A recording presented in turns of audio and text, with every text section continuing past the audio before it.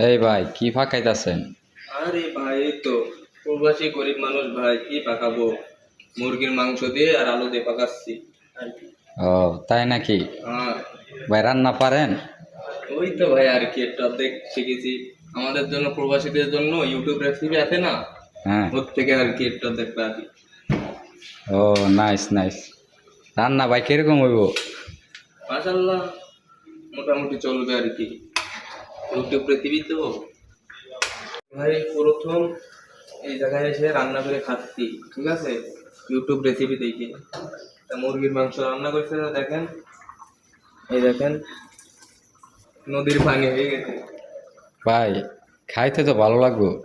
মোটামুটি আর কি। মোটামুটি। রান্না শিখতেছেন? হ্যাঁ। না আপনি তো ভালো রান্না পারেন ভাই, খাইছি আমি, অনেক ভালো লাগে। কি কন? হ্যাঁ।